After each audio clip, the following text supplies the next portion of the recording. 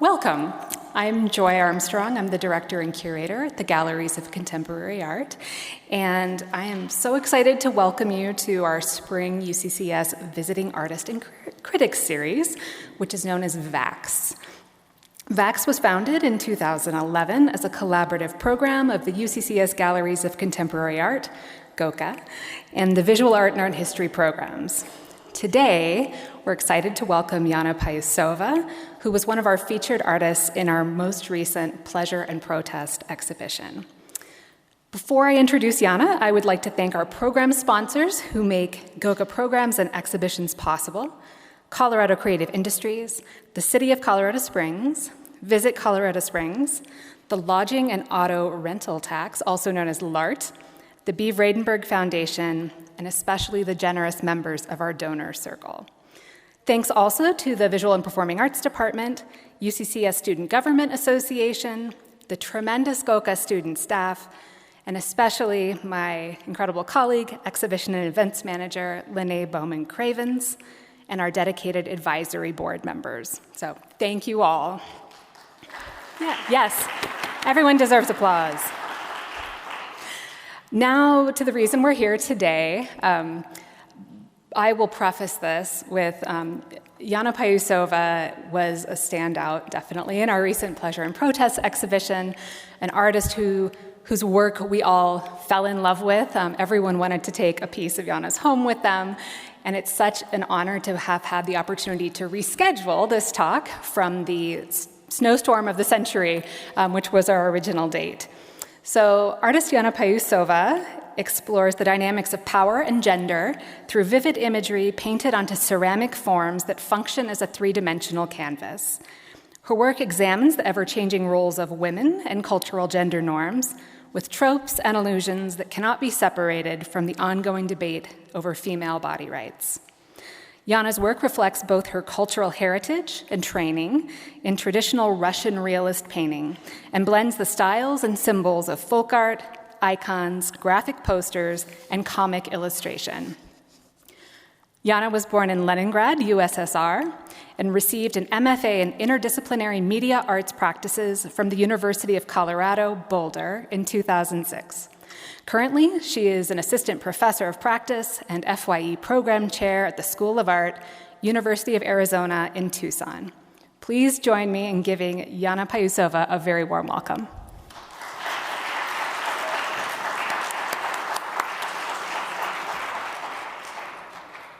All right. Thank you so much for the wonderful introduction, Joy. Thanks to all of you for coming here on a Friday afternoon at noon when you're almost ready for your weekend. I would like to start out by thanking Dr. Joy Armstrong and Lene Bowman-Cravens for bringing me out here. It's a huge pleasure and honor. And then I'd like to thank Dr. Sarah Jane Parsons, who's not here today, but she was the curator for the Pleasure and Protest exhibition. So when preparing this talk today, I thought that I would keep it somewhat chronological since a lot of you are students. And I think this way we can talk a little bit more about the importance of the creative process. I feel like these days, the process that's very kind of mysterious and serendipitous and very muddy at times, like very unclear at times, right now has been reduced to an Instagram reel where everything happens timed under a minute and played to music as well, and everything's very clean and perfect. And I feel like for students, that could be very kind of confusing. And so I'm going to go somewhat chronologically over the last 20 years, but do not fear, it's not going to be a very long kind of dive back, but I think it's important to talk a little bit about the past. So as Joy mentioned, I was born in Leningrad, USSR, so that city is now called St. Petersburg. The country that I'm from is Russia. And when I was 12 years old, I enrolled into a St. Petersburg Fine Arts Lyceum as a student, and that was a little bit of an institution like Hogwarts. I was all of a sudden in this very cool school with like-minded individuals, and we were studying painting and drawing about 4 hours a day, so it was very intense. These images that I'm projecting are from a recent visit that when I went to my alma mater a couple of years ago, and this is artwork from students who are probably in 7th and 8th grade. So they're pretty impressive. And so the school focused in training its students within the traditions of Russian realism painting, and it was great. But toward the end of the 6 years, I was a little bit burned out by the time I graduated high school, because literally you would walk into a critique space at the end of the semester and you would see identical images that were painted on the wall. First it was still lifes, later on it was, we were painting and drawing the figure. But kind of the thing that drew me to art was missing in this approach. And so when I finished high school, I moved to the United States, and I was very surprised to discover that what I thought had been contemporary art, so namely the Impressionists and the Post-Impressionists, were not that contemporary. So I started going to all the museums. I came to the Chicago area. And so it was really interesting to see all the new approaches and all the new media that sort of evolved that people were using, such as video art and performance. It was very new to me. And so the project that I'd like to start with during this talk is the Russian Prison series, which is pretty old at this point. This work is from 2003, 2004. This became my thesis work in grad school. But this work was very formative to who I am as an artist. It still influences how I work today. So this series was inspired by my experience of working in Russian prisons for about a year. I got stuck in Russia before starting grad school for a year because I had issues with a visa, and my mom, who was trained as a physicist but had been working as a social worker in prisons for several years, just said, "Why don't you come with me and help me out?" And so I was going to prison for about a year and working with both boys and girls, ages 14 to 21. And I was like teaching English, but really we were just kind of having conversations. But my experience was very much colored by the Western missionaries who were like donating money to this program to be able to buy like toothpaste and shoes and things like that for the prisoners. And so I was often, I would often translate for them when they would come to the prisons because they wanted to evangelize to the inmates. And so there was this huge kind of religious undertone that was coloring the experience. And so when I came to the States, I was able to, we weren't allowed to photograph in the prisons. This was way before smartphones, and digital cameras were very, not what they are today. So we weren't allowed to photograph inside the prisons, but before I left, because I'd spent a whole year working there, they allowed me to shoot some film, and so I shot 5 rolls of film, came back to the States, developed the film, and quickly discovered that I didn't really I felt like the black and white images were not at all telling the stories of the complexity of the experience of these inmates, because they were from, this is the early 2000s in Russia. Most of them were coming from very kind of low socioeconomic families, broken families, families with people in prisons already. Kind of a similar situation as to what's going on with the prison system here. And so there was a huge religious overtone to my experience, and I started kind of looking at both the prison culture and the church culture, and I started looking for connections. And so I started looking, as I mentioned, at the Russian Orthodox icons, because the missionaries that were coming were Protestant, but in Russia, most people, if you ask them how they identify, they will say, it's mostly Russian Orthodox people. And so icons are kind of fascinating to me as images because they seem very, the visual language is so dense, and that meaning of how do you read an icon, that's been kind of lost throughout time unless you specialize in art history. But they're meant to be images that were meant for people who were illiterate, who did not know how to read. And so there are a couple of things that I'm going to read about just the visual language of the icons to contextualize this for you. So the most important thing to keep in mind when looking at icons is that they're not meant to imitate nature, but rather they capture the beauty and the sublimity of the spiritual world. There's no natural light source. All the represented objects and figures cast no shadows, so they're super flat visually. The only light in icons is depicted using gold leaf. It is used to show the inner light of sacred figures and the divine light of God. Icon painting can represent several moments in time in one pictorial plane, similar to medieval paintings where the character may appear repeatedly in different areas of the painting to imply passage of time. And then again, similar to the early Renaissance painting and the medieval paintings, when depicting an event which takes place in an interior space, such as a house, church, or palace, artists would place all the participants in the foreground in front of the building. So it sort of has this kind of a natural beauty to me. And I really liked it that once you understand that language, then reading an icon is no more complicated or complex than reading a comic. And so the language that I discovered by studying the icons is still very much appears in my work today. I still kind of play with that a lot. They also use a lot of reversed or inverted perspective, as well as psychological perspective, when the most important figure is like the largest that you see on the pictorial plane, absolute frontality of the figures. And so in general, iconic simplicity, clarity, rhythmic restraint, symbolic colors, and compositional symmetry and balance invite us to look past the visual form and think of that which is ethereal, eternal, and holy. And obviously there's also interesting compositional organizational principles that are happening. And so I was looking at the icons, but I was also looking and studying the prison culture. I don't want to spend too much time on this project because it was kind of a 3-year project, but I want to talk about some of the things that, again, will appear later in the work. So the other thing that was important to me was looking at the Russian prison tattoo. A body of a prisoner can be compared to a linguistic object. Again, it's this visual language that's somewhat dense, like the images are recognizable, but they don't make sense unless you know kind of the code and how to read this. So I'll read you a couple of short paragraphs to help you understand this a little bit. So tattoos, and this is from a book, Russian Criminal Tattoo Encyclopedia.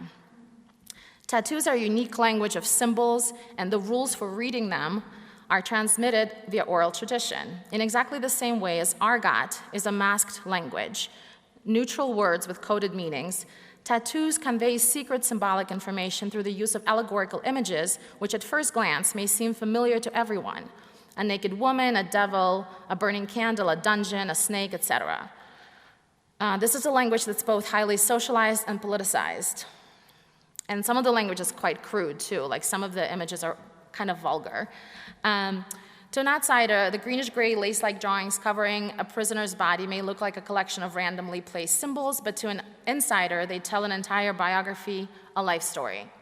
They, the tattoos, detail all his achievements and failures, his promotions and demotions. A thief's tattoo are his passport, case file, awards record, diplomas, and epitaphs. In other words, his full set of official bureaucratic documents. Therefore, in the world of thieves, a man with no tattoos has no social status whatsoever. Bodies are decorated with rings, crosses of chains, shackles, bracelets, star-shaped badges, and crowns. The importance placed on a prisoner's tattoos can only be compared to a document such as a passport. And so, so I was really finding a lot of parallels between the prison culture and the church culture, and I'm going to show you a couple of examples of the work that evolved from that. So these are painted, these are archival digital prints, with a fairly rough collage of the black and white photos that I shot in the prisons, and then the kind of the ornamentation, some of the frames from the icons. And then on the surface of it, because I would print it out on watercolor paper, I would work with watercolor, acrylic, India ink, and some gold leaf. And so this is the body of work that evolved from it. And for me, this was, for a lot of undergraduate students, when you're studying art at the university, you kind of have, you work in spurts, you work in response to assignments. For me, this was the first time that I was like working on a project for about 3 years, and it can be compared a little bit to digging a well, where you're just like you sort of follow breadcrumb and then you go to the next crumb. And that process was deeply satisfying to me. I feel like a lot of our initial kind of responses to something can be a little bit of a cliche. And so the ability to sort of kind of dig at it and just keep thinking about it was very revolutionary to me.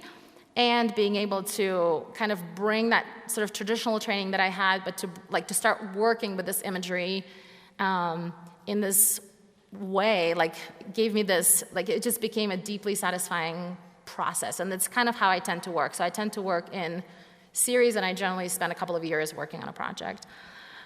Here's another image from this series. And so here it's, again, a very traditional layout for an icon, where the center depiction, again, is kind of the most important person in the image generally. And then the blue rhomb depicts generally the celestial sphere, and then the background is the kind of the earthly sphere. And so here, these were the two youngest prisoners that I've met in the prisons with a cat. There are a lot of cats kind of walking around, stray cats. And then all the images in the background are from kind of the Gulag system, which again hugely influences the prisons that are, it's sort of all the traditions that are influencing the prison today. So after that, I continued to work with photographs, and I worked on the childhood series. And so again, it's hard to imagine this now, but there's some people who are older in this audience too. But we did not have smartphones. Most people, when I was growing up, didn't have cameras. And most people, if you had a camera, you didn't know how to use it because you had to know how to, correct the aperture and all of that. And you would also have a roll of film that would be in the camera for about a year, because you would just take pictures during kind of special times. And so my dad was the only person in our family who could use a camera. And so, one day we would finally finish shooting the roll of film that was, I think, 36 frames, if I remember correctly. Yeah, thank you. And then I would wake up in the morning and we would have a bathtub full of black and white pictures floating in there that he would develop. And it was always kind of amazing to see what was in them, because you can't remember all the moments that were photographed. And so I worked with specific images that I had and kind of elaborated on the memory a little bit. So this image is called Unrequited, and the person in the middle in the blue dress with the balloon bows in the hair is myself. And my best friend next to me is in a red dress. Her name was Alessia. And we were deeply in love with a boy who's sitting next to the teacher. His name was Misha. And so we really loved him. And so we had a play date one afternoon, and we started calling him, taking turns to see whom he loved more and who he was going to marry. And he basically, we broke the phone. And he was basically sitting at home probably eating his soup because his mom kept having to get him. And I think he was very unaware of our drama that was happening. And so this project was fantastic, but I got a little bit tired of working with photographs. But I do sort of like to have, as you can see, a thread in this. It's nice not to start with a blank piece of paper. A blank piece of paper is full of possibility, or canvas, or whatever, a panel. But when you have the surface, you kind of have to work with it in a very fluid way, because you have to emphasize certain areas, you have to quiet certain areas down. So I like that, and that you will see again later in the work. After that, I spent several years just working on canvas. I've abandoned oil because I had a small child and my studio was at home. And so I started working with acrylic because it dries faster and it's not toxic. And so again, this is all still very much kind of influenced by the stories of me growing up, where I grew up.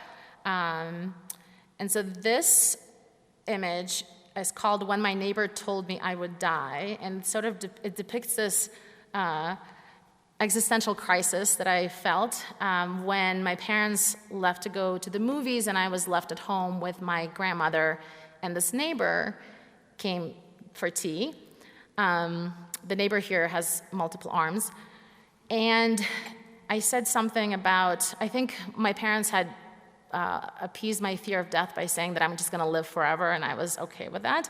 And our neighbor, in a very typical Russian fashion, she said, no, you can't, nobody can live forever. And of course, she felt like she needed to tell me that, not my parents. And so she said, first you're going to be your parents' age, and then you're going to be my age, then you're going to be your grandmother's age, and then you will die. And so this is kind of the life cycle of this crisis that I sort of felt see myself kind of going through that circle of life. And so in this way, it was a lot easier to work because they're not realistic depictions. They still have a lot of influence from kind of comic strips and icons still. And so, and it gave me a lot of flexibility of not having to rely on some sort of a photographic image to kind of bring that, sense of this is exactly what happened. And so these images are kind of based in reality, but they're not. They're definitely fantastical. This one is called The Unspoken, and so it's this idea of, if you believe in God or not, like it's this deity that's standing there that people are still kind of queuing up around, not noticing that they're there. And some of the images, I think, just come back to us again and again, so you will see the giant feet again later in the talk. When I was painting on canvas, I always tended to use stretcher bars that were about 3 inches wide, and so my work was kind of sculptural. In a masochistic way, I would always paint all the edges. I would just extend the painting all around, even though if it was installed in a gallery or museum, you would never climb on a ladder and see what's on top. But I kind of like the Easter egg aspects of that. And then a lot of the kind of curator visits that I would have, people would point that out, that it felt kind of sculptural. And I was interested in exploring that aspect of it, but I didn't have kind of a clear idea as to how I would do it without it being gimmicky. But it was in the background somewhere, sitting there. This is the last painting I'm going to show you, and then we're going to move on to the sculptural work. This was kind of the last painting that I did before I started working sculpturally. You can see that this is from 2013, so it was a while back. This is a fairly large piece, and it took me a year to work on this. But this is a response to the Garden of Earthly Delights, Hieronymus Bosch's painting, specifically the center panel, because if you know, it's a triptych, and so you have heaven on one side, hell on the other side, and then the middle part is the most, intriguing one, because it's not really Earth, it's not really the present, because the imagery is very surrealist, but it was not obviously the surrealist movement. It's from too long ago. And so I was looking at his painting and kind of responding to some of the characters. I brought them onto the surface of my canvas, and a lot of it is just stuff that I created on my own. It was interesting to see how, even though there's nothing scandalous happening with this painting, it was interesting to see how people respond to it in the gallery space, because people tend to stay far away from it, and then they will look at it when no one's around. So it's kind of interesting how we deal with nudity. And my mom was very upset. She was living with us at that time, and she was could not believe that this is what I was painting. So it's interesting, nudity, why it's so disturbing. Okay, and then at the same time, several things kind of happened. I've always been drawn to ceramics. I went to graduate school that had a very strong ceramics program, Boulder, and I wanted to work with clay, but again, ceramics is so vast, you can do so many things, that it's really hard to find an entrance point, especially when you've been painting for a long time and you're really familiar with it. But at that time, I came across the work of Catherine Morling, who's a British ceramic sculptor, and I loved her work because it felt like kind of a three-dimensional drawing, and they're they almost feel like it's like a drawing they just take out and it kind of exists in the three-dimensional space. And for some reason, seeing her work really helped me kind of imagine what I could do. Again, for someone who worked with clay back in the day, back in Russia, we never fired. I didn't really know anything about that process so much. This is another piece of Catherine Morling's. But I had an idea that I wanted to work on. I wanted to make 100 heads that would all come together, and I would, in my naivete, decided that I would just try it. And so I got some porcelain, which if you work with ceramics, porcelain is the hardest material to work with. It's the most finicky medium. And beginner's luck, I made one head, worked with underglazes, fired it, and it came out of the firing beautifully, no cracks. It flashed a beautiful blue color on its cheek. It was like so easy. And I thought, amazing, like this is gonna be this next thing I'm gonna do. And so after that, for about 4 months, I had nothing but failure. It was just, like if you work with clay, there's a saying with clay artists, the saying is clay keeps you humble. And it's very true. It's just like you just have to kind of embrace failure as much as you can, but obviously it still very much hurts when things don't work out. But if you come to this as a painter, it's like the most frustrating process in the world, because if you spend 8 hours in the studio as a painter, when you come back to it, there's your painting. It didn't crack or blow up or, like nothing sort of, move downwards, like it's stable. And so, but because I had that first object that I made that was great, it hooked me enough that I was okay with just like, and especially also when you do something for a long time and you're really confident in it, you're comfortable with the process, it's really difficult to like just go back to that beginner mindset. Anyways, and so this was the first project that I did. It was called A Dinner for 30 Souls. And so you can see the influence of Catherine Morling here, because I'm literally working with white stoneware and black underglaze, and then some color underglazes. But I loved the matte surface of fired clay, how the underglazes really fuse with the ceramic body. And again, for a painter, this is how it was shown in the gallery space.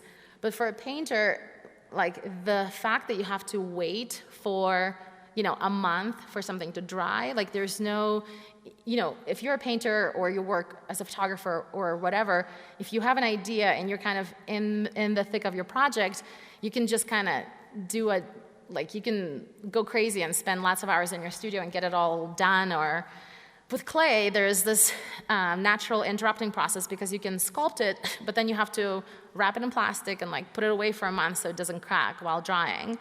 And so there's this disconnect. It's again kind of something, if you are not familiar with this process, it's difficult. And so I had to change how I worked, because I've always been, my design work is very minimalist, very clean, but my paintings are kind of over the top, visual overstimulation. And so I have to keep a lot of details in the back of my mind, so I'm always working on one thing at a time. There are artists who do that, and there's artists who kind of, they work on multiple things. And so I had to change my entire process, because you're not going to build one sculpture and then hang out for a month to watch it dry. Anyways, and so I was kind of becoming more comfortable working with clay.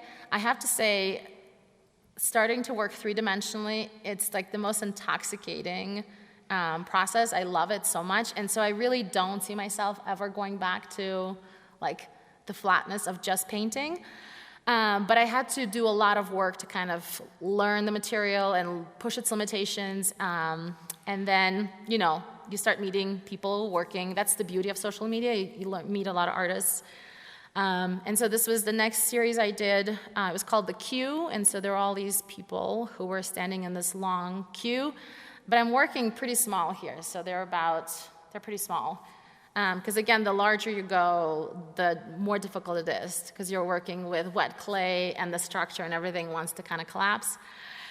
And so again, at that time, I became familiar with the work of Akio Takamori, who's a huge influence. He's a Japanese-American sculptor. He passed away recently, a couple of years ago. And so he works figuratively as well, but his work is really large. So it's about, it's almost life-size. And they're freestanding, you can see. They're phenomenal. And so he actually does all of his underglaze painting with on-greenware. And so it's kind of a watercolory feel. And what I liked about his work was this tension between the two-dimensional and the three-dimensional forms, because sometimes the hands are sculpted, sometimes they're just painted. And so I think it's a really interesting way to kind of engage your audience. There's a very depressing statistic about how long people spend on average looking at the work in a museum or a gallery. It's something like 6 seconds, which is can you imagine that, 6 seconds? And so anything that you can do to kind of confuse somebody's brain, that it makes you do a second take, I think is always good. And so I love that about his work.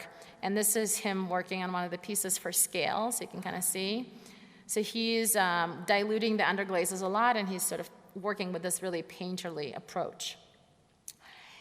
And as I started looking at his work, he also did another series.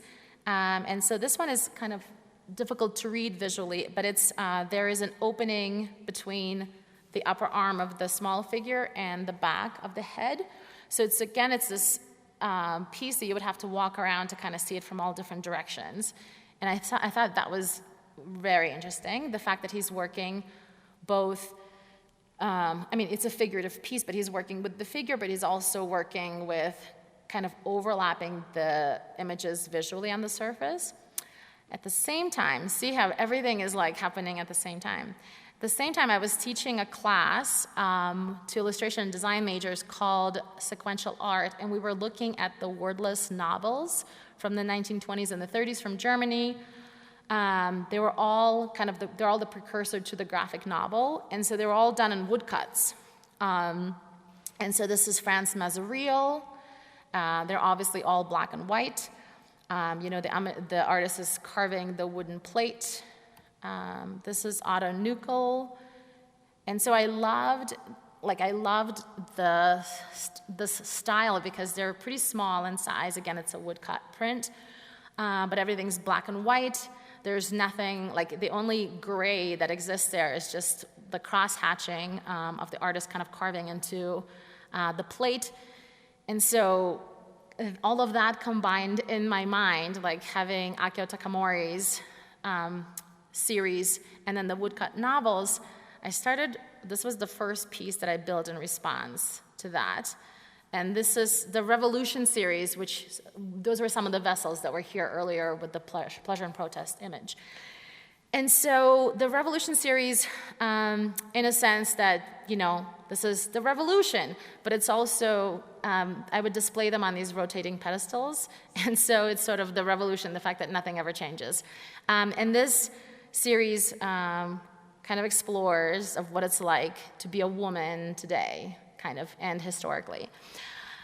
From a formal point of view, this was an interesting way to work because I'm still making three-dimensional forms, and I still have to wait for a month for it to dry or longer. But here, there are a lot of areas that are completely flat. So in a way, it's not really like I could bring back working more intuitively than if you're working strictly on a three-dimensional surface, if that makes sense. So as an example, if I go back to the figurative work, if I sculpt something like this, for example, if we look at the woman with the broom, when I look at the sculpture a month later, I can't decide, it would be so great if she had X, Y, and Z, because it's already sculpted, I'm sort of locked in there. When I work on a piece like this, I have a lot of spaces where it's just flat. It's like working on a piece of paper, so you can actually work intuitively, again, how I used to work as a painter.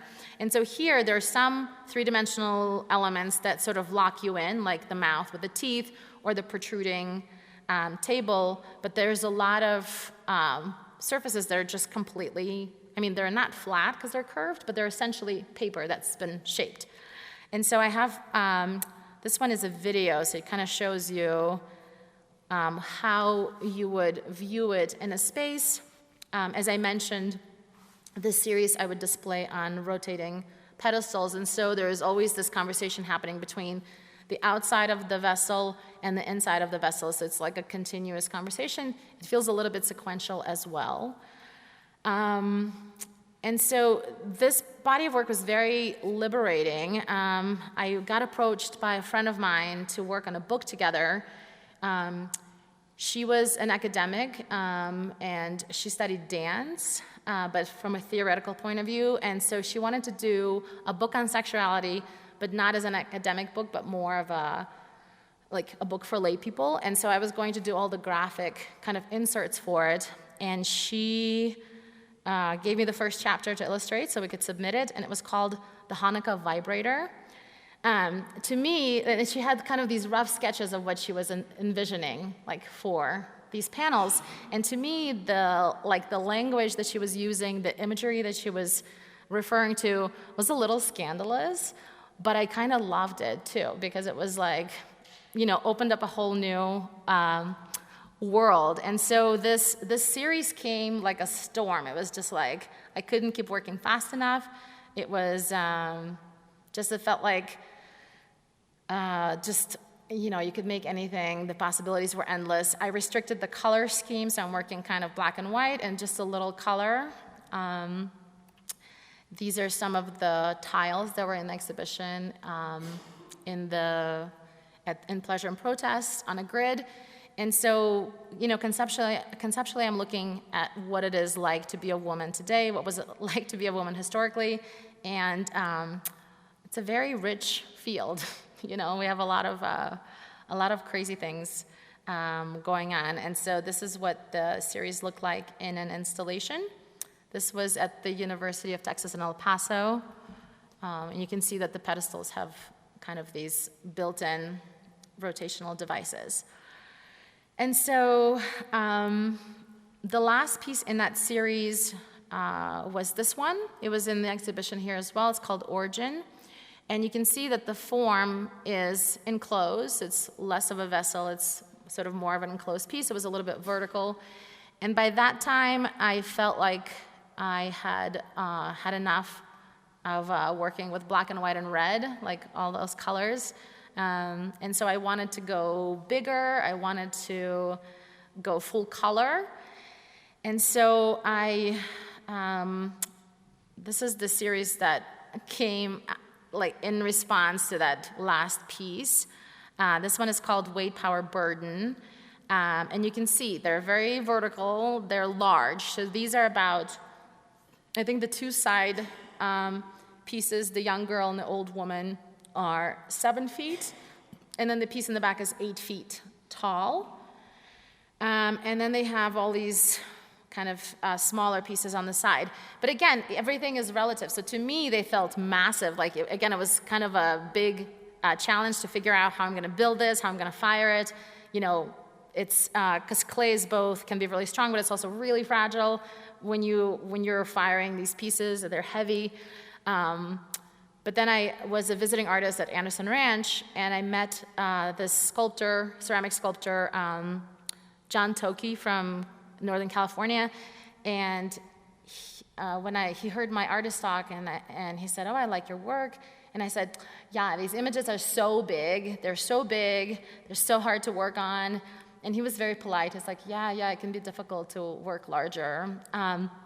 And then I walked into a bookstore, and they were selling his monograph, and his sculptures, he's like on scaffolding, climbing up one of his pieces. So I felt a little silly for saying, these sculptures are so large, but they are large for me. In the next slide, this was actually shot in my studio, but it kind of gives you, it's a video, it gives you a better idea of what they look like up close, because it's hard to show installation views. And so you can see that here I'm still playing with this sensibility of like this tension between things that are completely two-dimensional and things that are three-dimensional.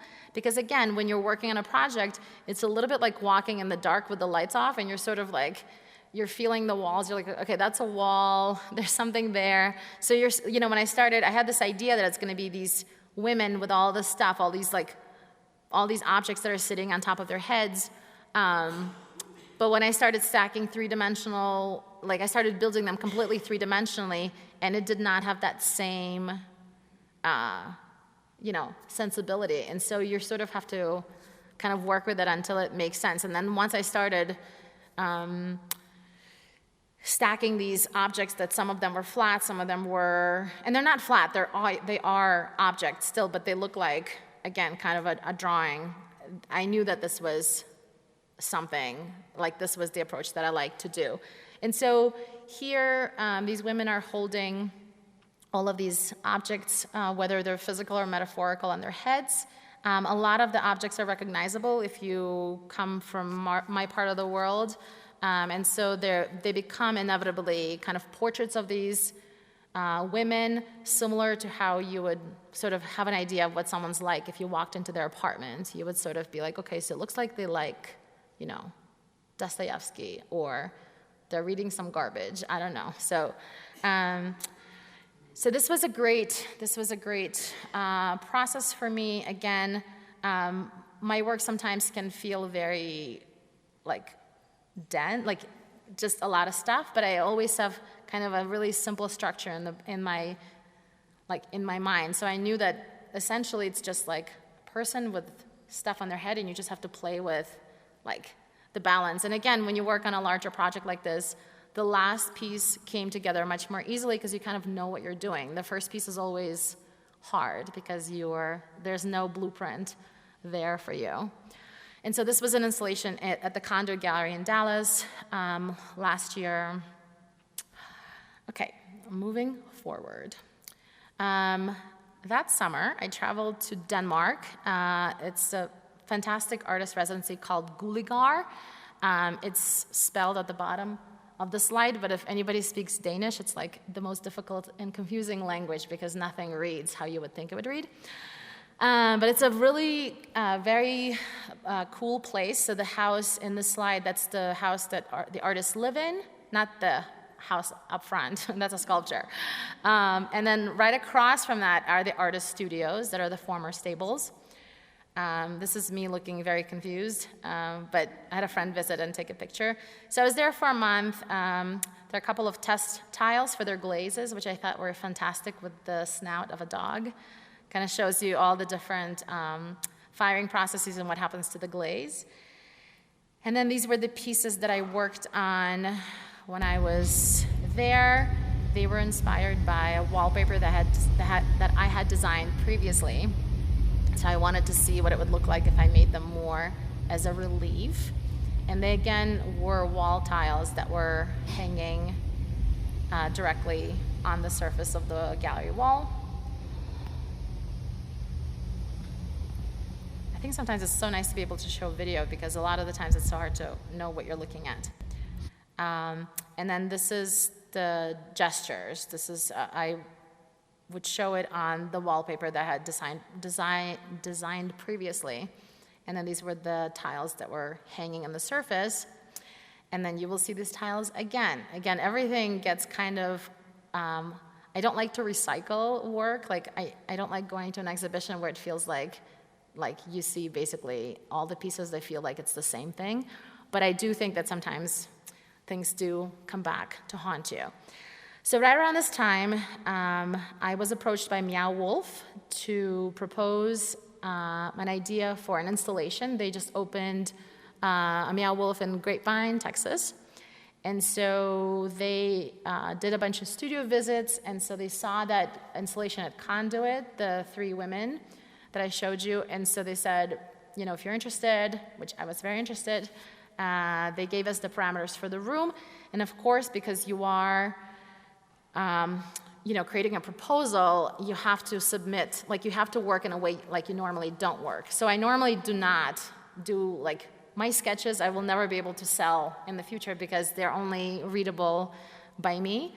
But when you are creating a proposal, obviously, no one's going to want to see something drawn on a napkin, so you have to really make your idea apparent, and it forces you to really decide what you're going to do. It's hard to do in the moment, but then you kind of do have this blueprint to go off of. And so my idea was this store. I wanted to make this weird store that was partially inspired by the stores that kind of popped up in the 90s, post the collapse of the Soviet Union, because people used to sell the randomest stuff. So you would walk into a store and they would be selling books over here, and then fruit over here, and herring over here. It was just kind of strange. And so this is a little blurb that this is how they describe my room at Meow Wolf now. So it says, deep in the multiverse, because they call each Meow Wolf installation a multiverse. Deep in the multiverse exists a store that sells anything you can think of. Books, underwear, fish, truth, secrets, envy, courage. Grab a cart and make sure you have a detailed grocery list. And so this was the kind of the folded out room for my proposal, and then these were the 4 possibilities that I created for the back, like for the opposite wall. And so you can see the big feet coming back.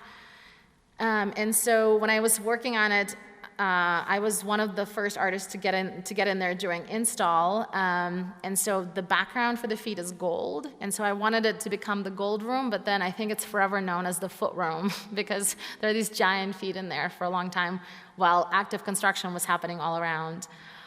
But yeah, so it was not, I don't work like this. I don't do fully fleshed out ink drawings, but it's really great to have later on.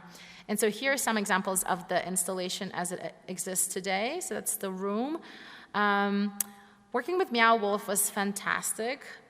They are a great company. I feel like they really value artists. The budget was very generous, so it felt like, once the proposals were approved, it felt like you were given money to create your dream installation. And because it's Meow Wolf, it's supposed to be fun, and it's not supposed to be necessarily super conceptual, it gave me this freedom to just make stuff for the sake of making it and not have to justify it. I didn't have to write a paper about it. I didn't have to, they just wanted kind of a rough idea as to what this is about. And so it just was really, really fun. Because what do you make if you can make anything? You can make anything you want. And so I really played with, color. I had the budget to work with a neon artist. I had a budget to work with a fabricator to build me the furniture for the installation.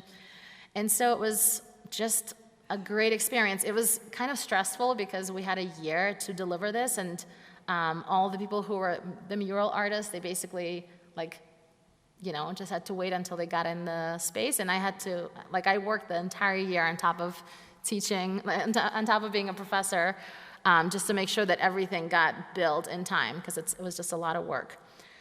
So these are some installation views from the series. And so everything is ceramic for the most part. There are a couple of, the cord from the telephone is not ceramic. But yeah, it was really fun. It got banged up a little bit once it opened because for some reason people, the visitors think that maybe there's some secret button in there somewhere. So I've seen people go through and shaking every part of the installation, and I would just be like, what are you doing? But I guess it's part, we knew building this that we have to, they've since covered the store with plexiglass, just because there were people hanging off of things, crazy. And then I have a video that gives you an idea. This part has an audio, so this is the special audio that was made for this room specifically.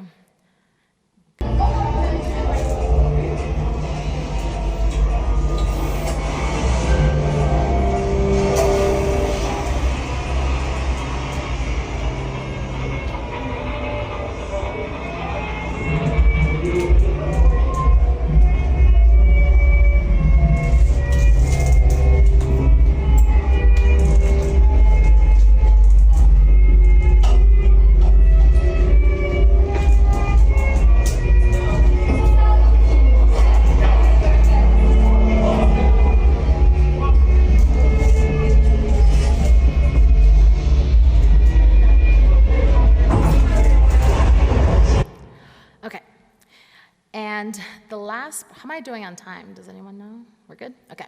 And so the last project I wanted to talk about is the newest one, and it's the one that still feels like I'm walking in a dark room, and I'm not sure entirely how it's going to look like when I'm finished. I do have a solo show in October where I'm showing this work, so I have a kind of a deadline that I'm working toward, and I'm going to be in an artist residency in Rome this July, and so I'll have time to really kind of focus on this. So for this body of work, I'm looking at, we all know that there is a war, Russia invaded Ukraine, and it's a very difficult situation. It's very, it's split split Russian society into two groups that people, I feel like some people are really very much on the wrong side of this, and a lot of these people are your friends and your family members, and so it's just been kind of a lot. I was in Russia 2 years ago, and I felt like, okay, there's this new generation. They feel like they have no memory or experience of that Soviet history. Like, it felt like these people are super well traveled and they're free and they, have this whole different life. And then when Russia invaded Ukraine, at first the propaganda that was coming over the news just seemed like, well, no one's gonna buy this. This is ridiculous, how can they justify this? But then now it's been 2 years and lots of people have bought into this. And so anyway, so I'm looking at basically all of that. So this is the one piece that I finished. This will also have sound. So this is a two-sided piece. This is the protagonist here is a woman who's listening in. Again, in my childhood, there was lack of information. You were scared to say anything because people could be listening. People could say that you said the wrong thing. And this is a close-up of what the surface looks like. And now it's the opposite problem. Now there's so much information. There is misinformation. People will say, well, this didn't happen. It's a deep fake. There's just kind of a lot going on. And so I'm looking at the propaganda as it relates to the war specifically, and then just propaganda in general. And then the last piece I'm going to show you, I'm looking again at propaganda posters, which seemed just a few years ago that I would show to my art students as an example of a successful graphic, artist making these very powerful images, but they seemed very benign and, but now, when you look at these, you're like, it's not very benign. It's very current again. So the one on the left says, the voice of the planet, no, to nuclear madness. Again, all of a sudden doesn't feel so dated. And then the poster on the right-hand side, it says eternal friendship in Ukrainian. Friendship is great, and this Russia and Ukraine symbolized as these two, this union. And so I'm making this decoy series. I'm doing 3 of them where I'm kind of, again, riffing off of the propaganda imagery, sort of playing with that imagery. But as I said, it's still kind of starting to come together. Okay, on that note, thank you. Thank you so much, Yana.